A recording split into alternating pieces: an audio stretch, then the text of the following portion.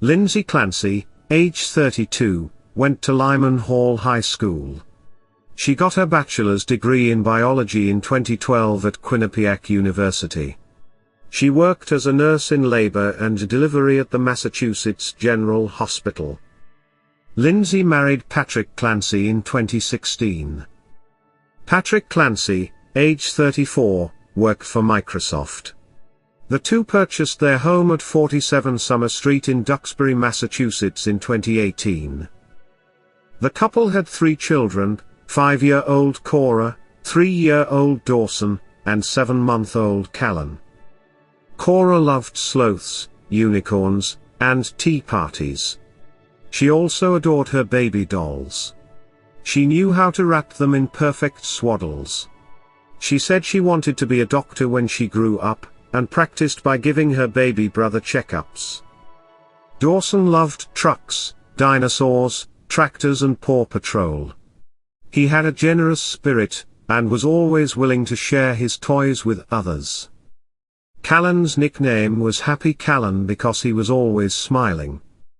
Approximately 6 weeks after having Callan, Lindsay began posting about her struggles with postpartum depression and anxiety on Facebook. She posted about focusing on exercising, nutrition, and her mental health. Lindsay was still on an extended leave from her job from the hospital after the birth of baby Callan. Due to Lindsay's struggles with mental health after having Colin, Patrick began working from home so he could be there to support his wife, and help with the children when needed. However, things seemed to be getting much worse for Lindsay. At the end of December, Lindsay told her husband she was having thoughts of suicide and harming the children. She checked herself into the McLean Hospital for psychiatric treatment. After spending several days receiving inpatient treatment, she was released on January 5 and appeared to be doing much better. On January 24, Patrick spent the day working in his basement office. Meanwhile, Lindsay took Cora to the pediatrician, then later played in the snow with both of the older children. She sent photos from her phone to Patrick and her mother of the children building a snowman. At around 4:02 p.m. Lindsay searched her phone for Kids Miralax, a laxative for children. About 11 minutes later she searched for a popular restaurant in the area called 3V.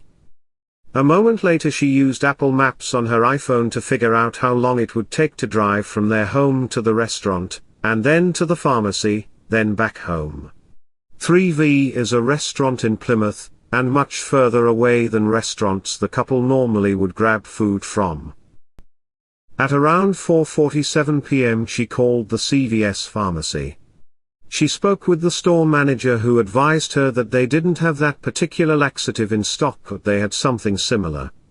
Several minutes later Lindsay sent her husband a text message as he continued to work in the basement, asking him if she ordered takeout from 3V's if he could go pick it up. She told him it had been a long day and she didn't have time to cook. At 5:10 p.m. Lindsay called in the food order, then a few minutes later texted her husband asking him to also drop by the CVS pharmacy to pick up the laxatives. At 5:32 p.m. Patrick arrived at the pharmacy, and called Lindsay to confirm which laxative to pick up. At first she didn't pick up the phone, but after calling back she picked up. She confirmed the correct laxative, and hung up the phone. Patrick continued on and picked up the food and returned home around 6 p.m. When he walked through the door he immediately felt something was wrong. There was an unfamiliar stillness in their house, and it was silent, which is abnormal with 3 small children. He looked around but didn't immediately notice his wife or children. At 6:09 p.m. he called Lindsay's cell phone but there was no answer. He went up to their bedroom on the 2nd floor, and noticed the door was locked. He managed to get the door unlocked, and found blood on the floor in front of the full-length mirror. He then spotted the window was open. He quickly made his way outside and found his wife lying on the ground in the backyard. She had cut both her wrists and her own neck, but the injuries didn't appear to be bleeding any longer. He immediately called 911, and he asked his wife, "What did you do?" She responded by saying, "I tried to kill myself, and I jumped out of the window." During the call, dispatchers could hear Patrick ask his wife, "Where are the kids?" She responded they were in the basement. While Patrick was still on the phone with the dispatcher, he ran downstairs. The dispatcher could hear him calling for his children. Then the dispatcher heard Patrick scream in agony. Cora, Callan and Dawson were all on the floor in the den of his home office. His screams were louder and more intense as the seconds passed. Each child still had an exercise band wrapped tightly around their necks. Patrick desperately removed the bands from each child's neck and begged them to breathe. When he heard officers enter, he begged for them to come to the basement to help. Lindsay was rushed to the hospital where she was treated for spinal cord injuries. All three children were rushed to the hospital. Both Cora and Lawson were pronounced dead on arrival. They were able to revive little Colin. He was flown to Boston Children's Hospital with traumatic injuries, but passed away on January 27. Lindsay Clancy faces 2 counts of first-degree murder, 3 counts of strangulation and suffocation and 3 counts of assault with a deadly weapon. She is also expected to be charged with the murder of her youngest child, who died 3 days after the attack. On January 26 a candlelight vigil was held at the Holy Family Church. After a thorough investigation, police found several notebooks that Lindsay Clancy had used for journals. Inside she wrote about how she had suicidal idealizations. She also described how she had anxiety about going back to work. A few months before the tragedy she wrote, "I think I sort of resent my children because they prevent me from treating Cal like my first baby, and I know that's not fair to them. I know that. I was feeling so depressed last evening when Cora and Dawson came home from school. I know it rubs off on them, so we had a pretty rough evening. I want to feel love and connection with all of my kids." Kyle Carney, a close friend of Patrick Clancy, was interviewed by police. He told investigators that the Clancys and their children had come to his home for dinner just 2 days prior to the murders, and that Lindsay seemed completely normal. She was quiet and stayed on her phone though. He said that Patrick told him that Lindsay was about to return to work and was having anxiety over it. On January 27, after waking, the first thing Lindsay Clancy wrote on a whiteboard was, "Do I need an attorney?" Just 10 days later, on February 6, she called her husband from the hospital with a psychologist present. She told Patrick that after he left the house on January 24 that she heard voices, and had a moment of psychosis. He asked her what voices did she hear. She answered that it was a man's voice telling her to kill the kids, and kill herself, and it was her last chance. Let's listen to the prosecution's opening statement at Lindsay Clancy's arraignment. Commonwealth, I'll hear from you first. Thank you, Your Honor. The Commonwealth is requesting that the defendant be held without bail based on the facts of the case, the strength of the Commonwealth's case, and the potential penalty. On Friday, January 27, 2023, using an erasable whiteboard because she was still temporarily intubated, one of the first questions that Lindsay Clancy asked was, "Do I need an attorney?" She knew that she had murdered her children, and she had the clarity, focus, and mental acumen to focus on protecting her own rights and interests. The following is a summary of the events that led to the murders of Cora Clancy, Dawson Clancy, and Callan Clancy. On the morning of Tuesday, January 24th, 2023, the defendant took her 5-year-old daughter Cora to the pediatrician's for an appointment. She interacted with a receptionist, nursing staff, and a doctor. There were apparently no issues with the defendant's demeanor or behavior, as she completed the appointment and was allowed to leave with Cora without any issues or concerns. When she returned home, she went outside with Cora and her 3-year-old son Dawson to play in the snow. They built a snowman. The defendant sent photos to her mother and to the defendant, to her husband. She texted with them. Nothing in the text was out of the ordinary or any sign of any distress or trouble. Back inside later that day at 4:02 p.m., the defendant searched on her phone Kids Miralax. She then searched that Takeout 3V via her cell phone at 4:13 p.m. Immediately after doing that, she used Apple Maps on her phone to determine how long it would take someone to drive from her home in Duxbury to 3V restaurant in Plymouth. So she would know how long someone would be gone if they ran that errand. She next went on the CVS website at 4:47 p.m. and then called CVS on Summer Street in Kingston. She spoke to the manager of CVS and asked if they had the Kids Miralax. The manager told her no, but they had other similar medications. According to the manager of CVS, her voice did not sound slurred or impaired in any way. She had no trouble understanding the defendant, and it was a perfectly normal conversation. At 4:53 p.m., the defendant texted her husband, who was working in his home office in their basement. She texted, "Any chance you want to do takeout from 3V? I didn't cook anything. It's been a long day." This was an unusual request, as when the family ordered takeout, they'd usually go somewhere closer to home, but it was a place that they had been in the past. Patrick Clancy texted back yes, and then the defendant asked him to check the menu. At 5:06 p.m., the husband texted the defendant asking what she was going to get. She responded, "A Mediterranean power bowl." She spelled it correctly, and it was something that was on the menu. He then told her that he wanted the scallop and pork belly risotto. At 5:10 p.m., the defendant called 3V Restaurant to place the order. She got the order correct. She gave the correct name for pickup, Patrick. The hostess who took the call said there was nothing out of the ordinary about this call. She was able to understand the defendant, that her voice was not slurred or impaired in any way. At 5:15 p.m., Patrick Clancy headed out the door to run these errands at the defendant's request. As he left, she texted him Pedialex liquid stool softener. Surveillance footage shows Mr. Clancy at CVS on Summer Street in Kingston at 5:32 p.m. He goes to the medication aisle, the children's medication aisle. Phone records show that he called the defendant at 5:33 p.m. and she did not answer the phone. She then calls him back at 5:34 p.m. and the call lasted 14 seconds. He's there at the store unsure of which medication to get, and she tells him exactly what she wants. He had no issues communicating with her. It was a completely normal call, although he did mention that she seemed like she was in the middle of something. He is on surveillance footage during this time, exiting that aisle and appeared to be using his phone. He then heads to the register, makes his purchase, and leaves the store at 5:37 p.m.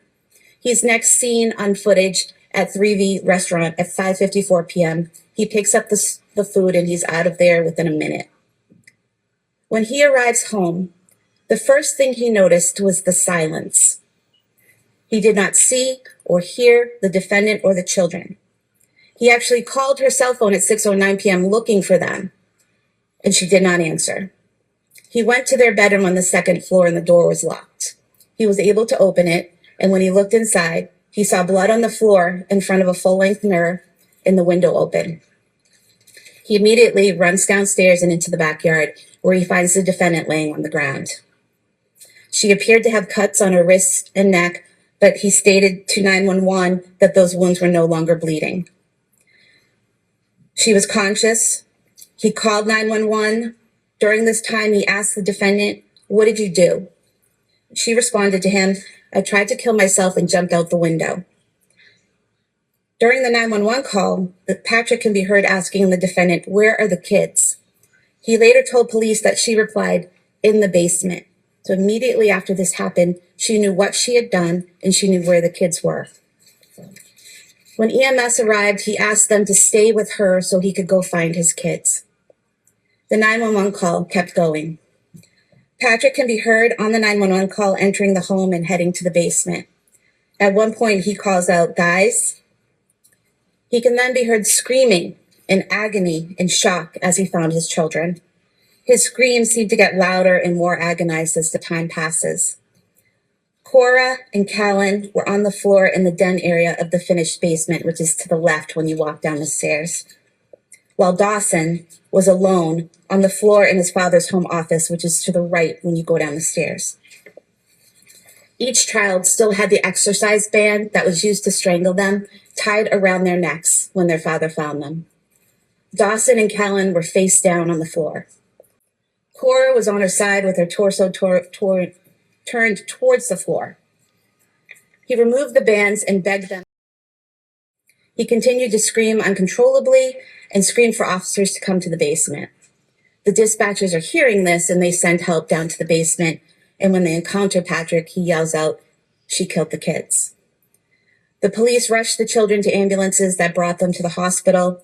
And unfortunately, Cora and Dawson were declared dead at the hospital. Callan was med-flighted to Boston Children's Hospital. Medical staff was able to restart his pulse, but not his brain activity. He was placed on life support for several days before passing away. The defendant was transported to South Shore Hospital and then to a Boston area hospital where she remains. She sustained several broken bones in her back and her rib cage. The police were able to find several notebooks in the defendant's home pursuant to a search warrant, and also notes on her phone that were similar to journal entries. In the months, weeks, and days preceding January 24th, 2023, the defendant meticulously detailed her daily activities, her children's lives, her mental state, and her medication use. Her writing was clear, precise, and articulate. She never indicated that she was hallucinating, delusional, or had disordered thoughts or speech. In all of her writing, she appears to know who she is, where she is, the date, and with whom she's interacted. She wrote a note on her phone the day before killing the children, stating that she had, quote, "a touch of postpartum anxiety," end quote, around returning to work. She wrote that her psychiatrist had prescribed medication to help her. The defendant was initially diagnosed, according to her husband, with generalized anxiety disorder. She was then evaluated at the Women and Infant Center for Women's Behavioral Health in Providence, Rhode Island on December 20th, 2022. There, after an evaluation, she was told in the presence of her husband by psychiatrists that she did not have postpartum depression and that she had no symptoms of postpartum depression. She wrote in her journal that at times she had suicidal ideation in December of 2022, and she also told her husband that she had suicidal thoughts and on one occasion had thoughts of harming her children. But she did not write or voice those thoughts after a stay at McLean Hospital. When she had those thoughts, she consulted with a psychiatrist and with her husband, and then she committed herself to McLean Hospital on January 1st, 2023. She was discharged by the hospital on January 5th, 2023, and the hospital did not file any paperwork at that time attempting to have her committed as a danger to herself or others. She also kept meticulous and detailed daily medication logs in a diary that she wrote. She detailed that she had difficulties with each of the medications that were prescribed to her. And when she had issues with those medications, she detailed how her doctor had her stop that medication or wean off of it and then try something else. They were trying different medications to see what would work for her, what would benefit her. According to her husband, she was never on more than 4 to 5 medications at one time. And at the time of the murder, she was taking only 3 medications. And he said to the police that she always took the medications as prescribed. After her stay at McLean, the defendant appeared to be getting better, according to her husband. She slept well, interacted with friends and family.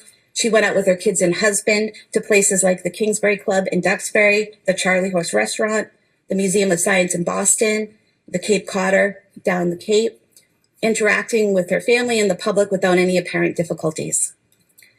She even stayed alone with the children on several occasions without any issues in January of 2023.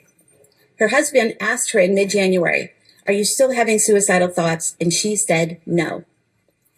The defendant's parents visited the family the weekend of January 21st, 2023. They interacted with the defendant in person. The defendant was able to run errands while her mom watched the children. She texted back and forth with her mother, and there was nothing out of the ordinary about these text messages. In fact, the defendant texted her mother on January 22nd, 2023 to ask how her ride home went. During this conversation, the defendant's mother wrote, quote, "Enjoyed seeing everyone this weekend. Nice to see you doing better," end quote. On the night of the killings, Patrick Clancy was interviewed by the police at Beth Israel Deaconess Plymouth Hospital. He told the police that the defendant was having one of her best days. She was smiling and happy, and there was no indication that she was going to harm the kids. No one at all described her as acting like a zombie in the days leading up to the murder or on the day of the murders themselves. On February 5th, 2023, this past Sunday at 1:35 p.m., while sitting with Dr. Paul Zeisel, the psychologist hired by defense counsel to evaluate her mental state, the defendant used Dr. Zeisel's cell phone to call her husband. She left a voicemail stating that she loved him. Yesterday, on February 6, 2023, at 10:09 a.m., she again used Dr. Zeisel's cell phone to call her husband. This time he answered, and during this call, the defendant stated that after he left the house that night, she killed the kids because she heard a voice and had, quote, a moment of psychosis, end quote.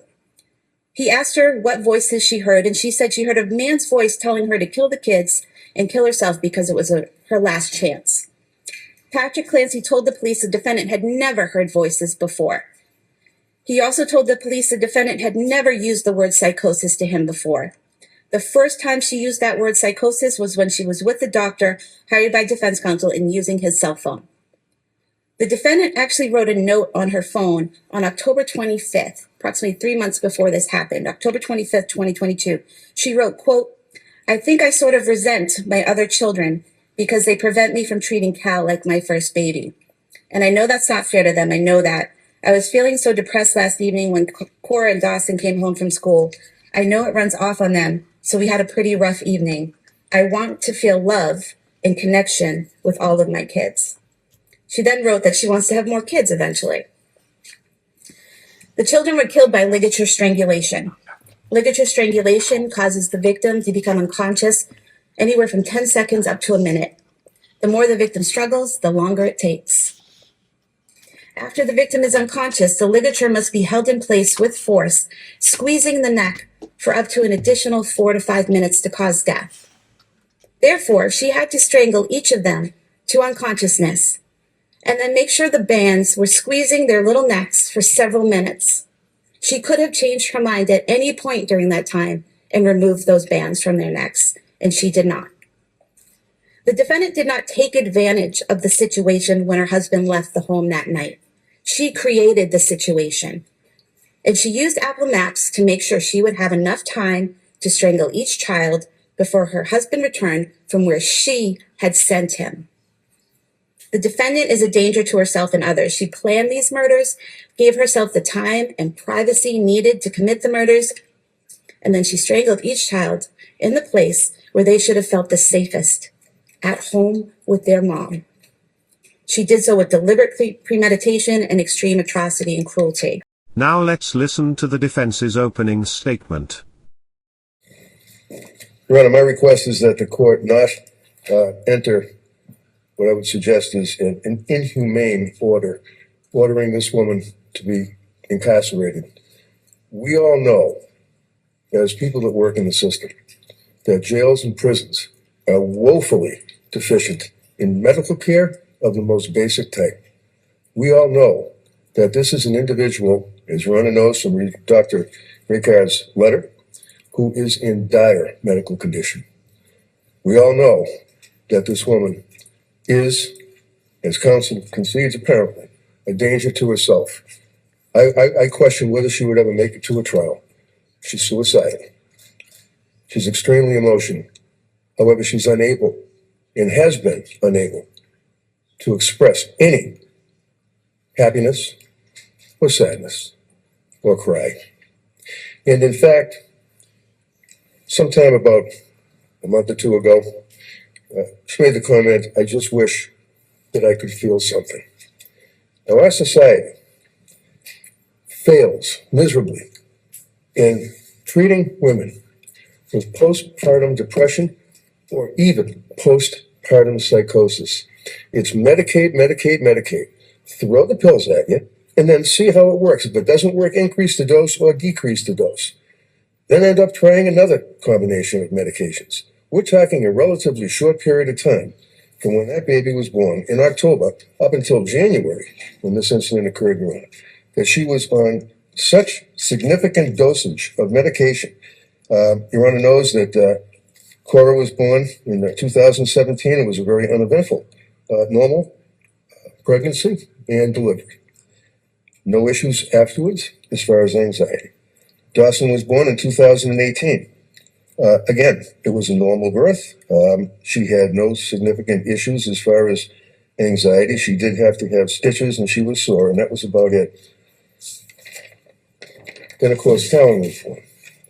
When Callan was born, she ended up becoming depressed, suffered from significant anxiety, as a result of which she consulted with a number of doctors.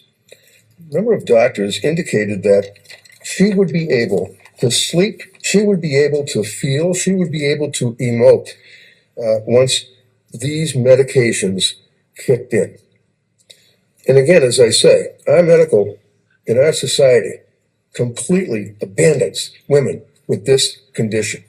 It's easy to say, come on, you have a healthy baby. You have a wonderful husband. You're able to take care of your kids and your home. You're lucky. Take the pills, you'll be okay. Well, they put her on a number of medications. They put her on Prozac, which Your Honor is well aware, is what's known as SSRI, selective serotonin reuptake inhibitor. Your Honor knows that along with some of these medications, they have the black box warning from the FDA. May cause suicidal ideation, may cause homicidal ideation. She was on Ativan. She was on Benadryl. And then she ended up being told, okay, because she was complaining about the effects of the Prozac, they said, stop the Prozac, we'll find something else. They put her on Remeron. Then they added on Seroquel. And Your Honor, I attached from David Benjamin, the toxicologist, some papers with the submission, and Your Honor can see the side effects that this Seroquel causes. She was having bad thoughts. She was having worsening depression. Her husband suffered through that phase. Her parents were well aware of the fact that she was suffering from this depression and depressive phase. She wasn't sleeping. She ended up, at some point, Your Honor, December 31st, she was on Seroquel. They told her then the Valium would be stopped. She was a shell of herself, no personality, and went to the doctor again. The doctor again prescribes the Seroquel, and then they took her off the Seroquel. And then she went to the doctor, and at that point, they prescribed trazodone, Ativan, amitriptyline, right up to the very end, when she was so bad that she voluntarily turned herself in, if you will, to the McLean Hospital. We know that that's a psychiatric hospital. She was at the McLean Hospital for a period of about 5 days. Well, at the McLean Hospital, they basically tried to get her off the Seroquel. She wanted to get off the benzodiazepines. She felt that she was being addicted to the benzodiazepines. She then ends up on trazodone, Ativan. Her mood was terrible after she got out of McLean Hospital.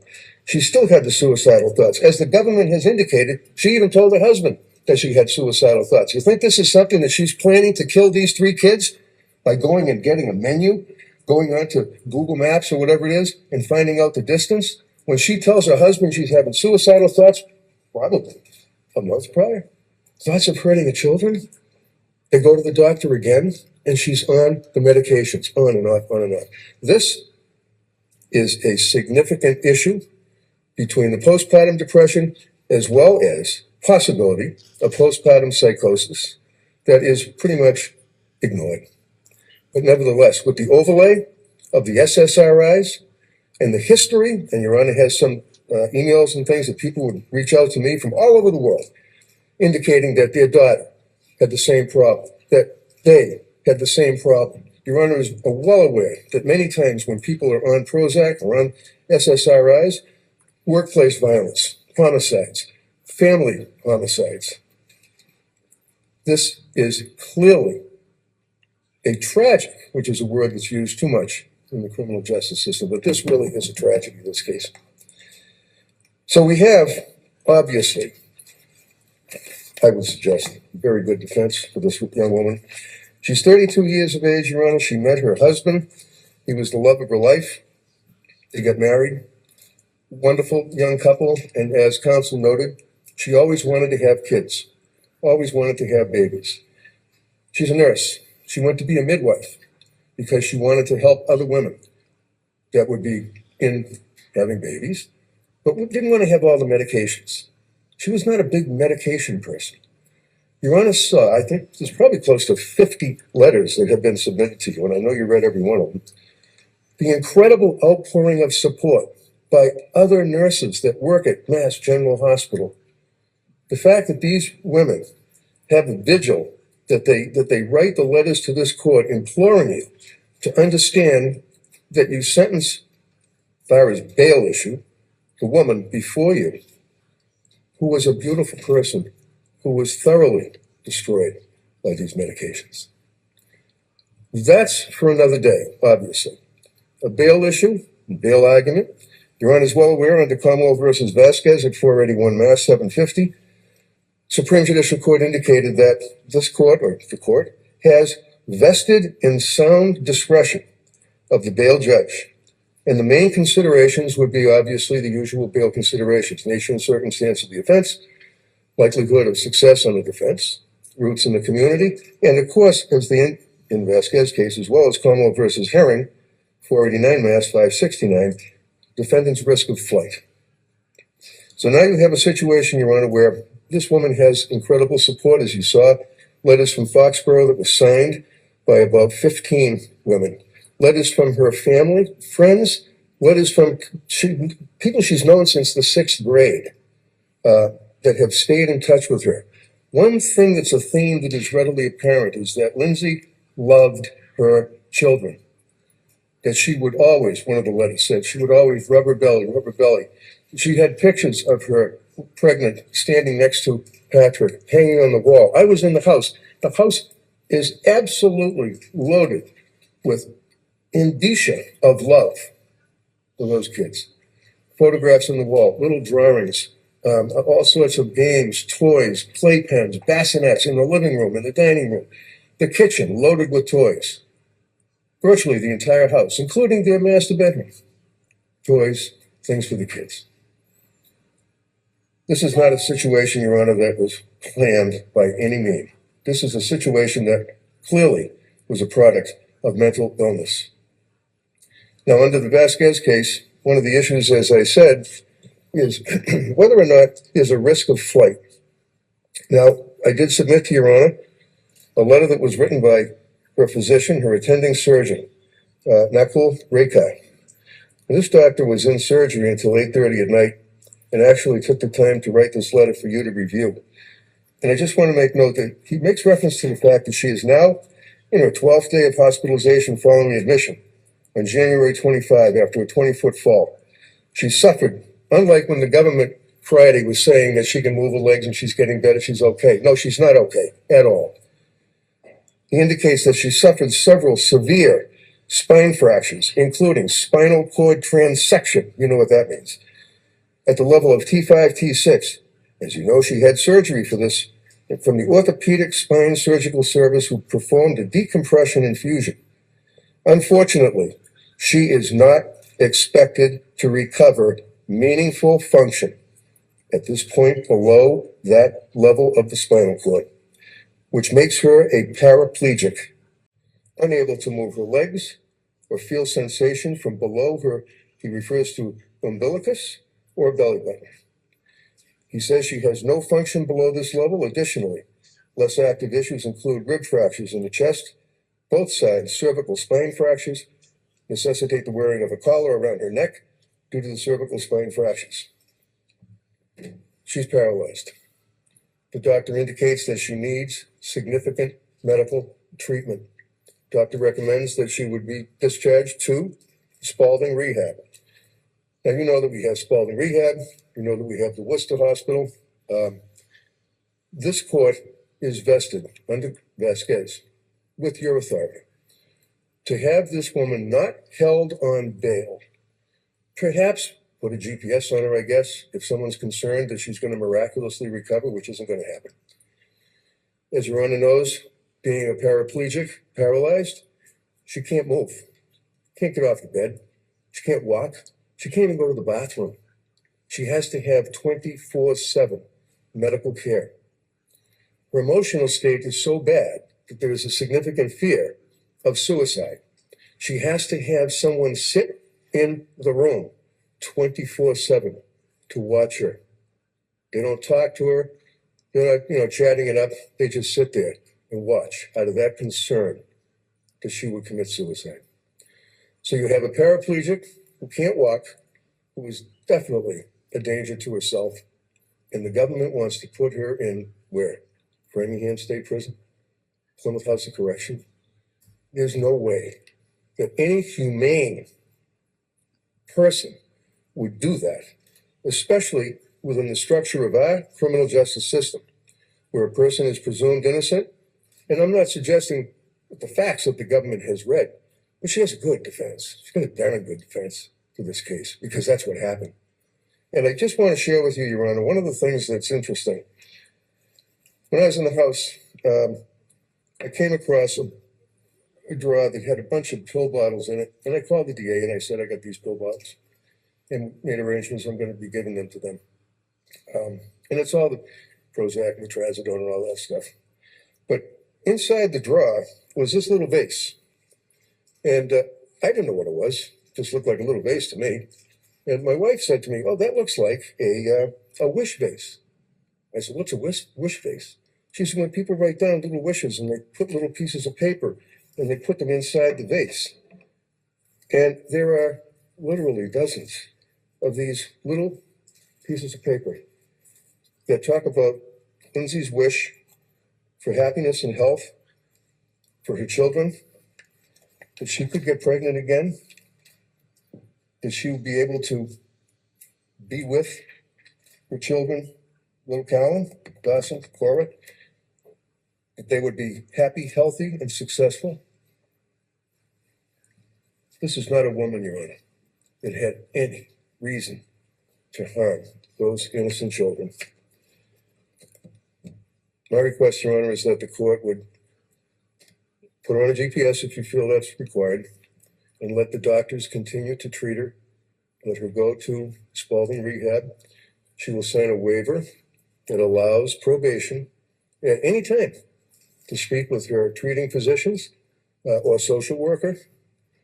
Find out how she's doing. Does it look as though she's getting close to regaining the ability to walk? Well, she isn't, but nevertheless, they would be able to do that. And then the government would be notified, and they can come back in here again and try to hold her without bail. And my request would then be to Worcester for the emotional and the mental illness aspect. I don't think that it's fair or just or consistent with our duties to each other as human beings to put her in jail. I'm asking that she be allowed to continue with her medical treatment. Lindsay's employer, Massachusetts General Hospital, released a public statement saying, "We are shocked and saddened to learn of this unthinkable tragedy. We extend our deepest sympathies to all those affected by these devastating events." A GoFundMe was set up for Patrick Clancy to help pay funeral expenses and assist him with living costs while he goes through this difficult time. It has raised over $1 million so far. Patrick Clancy made the following statement: "A lot of people have said they can't imagine, and they're right. There's absolutely nothing that can prepare you. The shock and pain, it is excruciating and relentless." He continued saying, "I'm constantly reminded of them, and with the little sleep I get, I dream about them on repeat. Any parent knows, it's impossible to understand how much you will love your kids until you have them.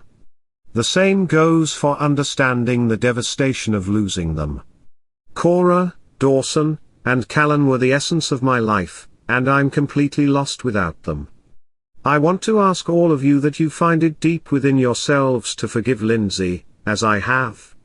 The real Lindsay was generously loving and caring towards everyone, me, our kids, family, friends, and her patients. The very fibers of her soul are loving. All I wish for her now, is that she can somehow find peace." He finished by saying, "Cora, Dawson, and Callan, you gave me so much in your short time here. I don't know if the pain will ever go away, but I'll do my best to carry on in your honor. Dada loves you so much and will always remember you." Rob Reardon, Chief of Duxbury Fire Department, discusses the aftermath of a tragedy that involves small children. In the average call that we respond to, and we immediately saw that our responders needed help. So we activated a critical incident stress management team, And immediately upon return, had them talk to people to help them through this. That there's a roadmap for this. We train to put out fires and we train to treat people, but I don't know that we train to treat ourselves and to help our people that work for us. And so that night we basically we needed to come up with a way to help them, and that's what we did. We activated the teams to come in and basically give them and their loved ones the resources that they needed to help heal. It's been unbelievable. We've received emails, texts, phone calls from not only around the country but the world, as far away as the UK. But one of the calls that I received directly through social media, was a contact from Boston Fire asking if we needed some help and if we wanted to use their critical incident stress management team. And we took them right up on the offer. And they immediately mobilized a team and got them down to Duxbury. And not only did we offer that to our Duxbury firefighters, but we also offered it to our surrounding towns. So Marshfield and Pembroke and Kingston and Hanson, the other firefighters who also responded. And they did tremendous things for us. You need people with credibility and people who have unfortunately seen horrible things themselves. The people that came there and were able to talk to us, and they set up a diffusing, they set up a debriefing, and honestly, they came down every day for a week just to spend time with our members, just to talk. Nothing can ever train someone on how to cope with seeing the bodies of small children. This can have a devastating effect to both firefighters, EMS and police officers. Well, that first night when Boston Fire came in, one of the first things they said is, it's okay to not be okay. It's okay to reach out for help. And they made it all right to open up. And I think people have to understand that, that all of these calls affect us differently. And we can't let a stigma get in the way. We have to be open to this. And that's what I think has helped us so much. Back in 2001, a similar incident occurred in Texas. Andrea Yates drowned her 5 small children in the bathtub. She was later found not guilty by reasons of insanity and sent to a treatment facility. Randy Yates, Andrea's husband, spoke to CNN about the tragedy. I mean, anytime I hear of a case like this, I get a little sad because, I had hoped that, we'd have less and less, but realistically, I mean, it's a sickness, people get sick. It happens. It's sad. Yeah, I mean, a psychiatrist or psychologist could explain it, but basically the way I understand it is it's much like having a dream or nightmare overlaid on reality so that, a person sees things that aren't real, hears voices that aren't real, believes things to be true that aren't true, and they act on that. I mean, it's every bit as part of their reality, as anything else. So they can't distinguish, between those thoughts and those images and those voices and anything else. So, I mean, Andrea was a wonderful mother. I think when someone acts so out of character like that, it's kind of a flag, that there's something else going on. And, as far as forgiveness goes, I think that's kind of the start. Like you said, if something's completely out of character, this can't be right. What else is there, And then I realized, okay, at the time I did not know that she'd been psychotic. I did not know what psychosis even was or what the symptoms were. And, like in this case, you can do all you can at home, but you really can't protect yourself from a psychotic person at home. And they get up in the middle of the night and, light the house on fire. Postpartum psychosis is a major mental health illness, and considered a psychiatric emergency. It is associated with mood disturbances and psychosis following childbirth. The symptoms of this psychosis affects how a person understands the world around them and their sense of reality. The major symptoms include hallucinations, delusions, mood changes, disorganized thinking or behavior, insomnia, irritability or agitation, and thoughts of suicide or harming others, especially their children. There are 3 types of postpartum psychosis: depressive, manic, or atypical or mixed. The depressive states makes up over 40% of cases. It's the most dangerous because it involves hallucinations or delusions that typically command a person to harm their child or themselves. The manic state makes up about 34% of cases.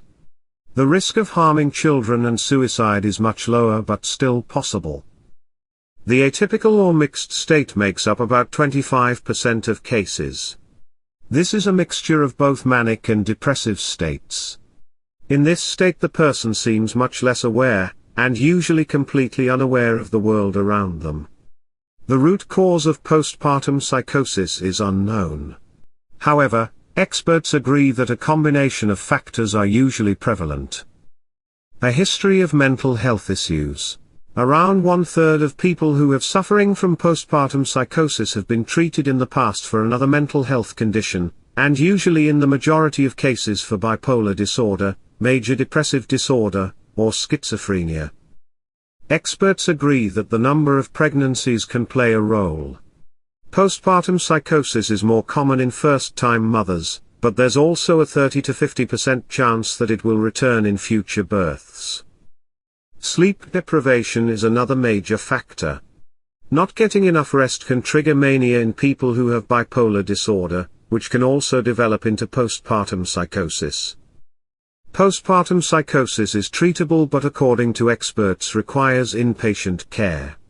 It requires highly trained medical professionals with them at all times to ensure their safety as well as others.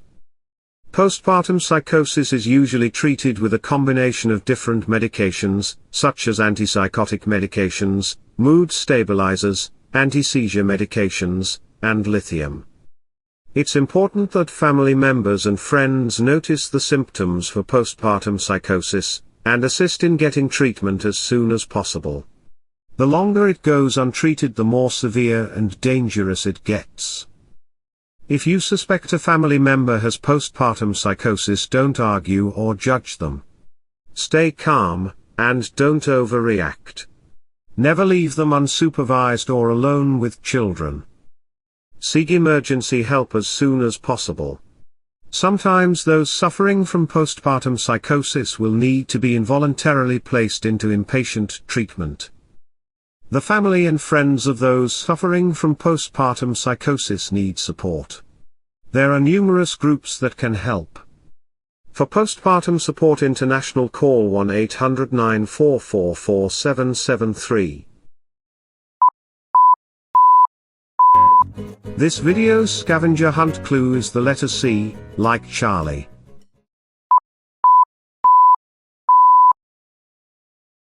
Lindsay Clancy was working closely with her doctors to find a medicine that worked best for her. However, she was never diagnosed with postpartum depression or psychosis. She was in outpatient therapy, and had recently spent days in the hospital for her psychological issues. She found a restaurant that was further away from their home, used Apple Maps and calculated how long it would take, then sent her husband out of the home.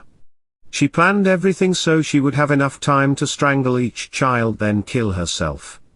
She was able to follow through with her plans except for taking her own life.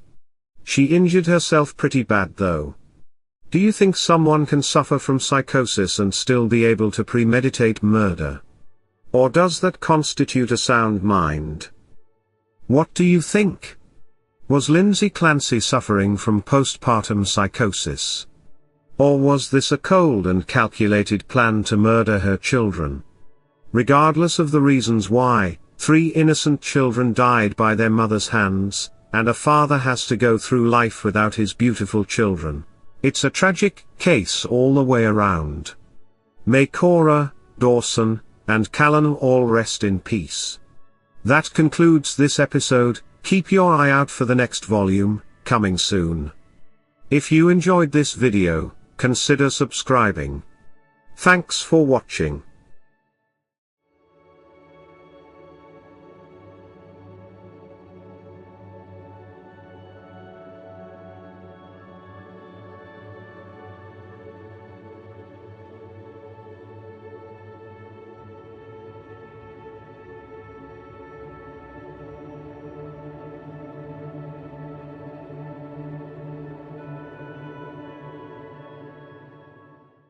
Want to help support the channel you love and get something in return?